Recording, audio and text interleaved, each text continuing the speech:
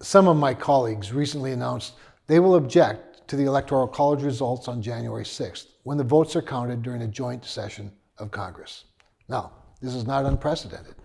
Democratic members made objections in 2016, and both times President George W. Bush won. With President Trump, they kept their efforts going, promulgating a fruitless $40 million special counsel investigation to try to delegitimize his presidency and ultimately impeaching him simply because they lost the election. Democrats and the media have no business crying foul after all the stunts they have pulled. And I share the concerns of my colleagues and the countless North Dakotans who have reached out about the election. Last year, Democrats tried to use the COVID-19 pandemic to implement questionable election procedures like universal vote by mail, ballot harvesting, and ballot curing. Who's ever even heard of ballot curing?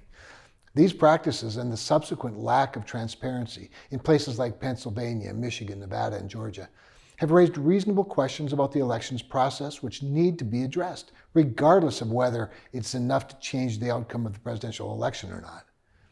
When Republicans raised such concerns before November, we were falsely portrayed as discouraging voter participation.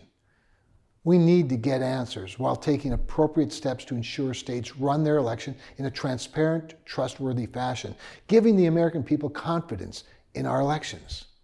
Now, this could start by launching an independent commission tasked with examining the 2020 election and offering analysis and, probably as important, if not more importantly, potential changes. But solutions for future elections will not rectify the alleged problems of past ones.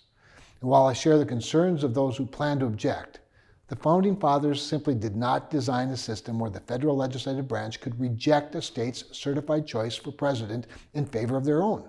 Rather, they created the Electoral College and gave state legislatures the authority to decide how electors are chosen, to ensure small states like North Dakota have a voice at the national level that cannot be silenced by large states like New York and California. And the opposite is also true. I don't have the authority to overturn the will of other states on behalf of North Dakota, nor do other members of Congress have the ability to overturn the will of my state. As has been true since the election was held, the viable option for the president to obtain the remedy he seeks is through the federal judiciary.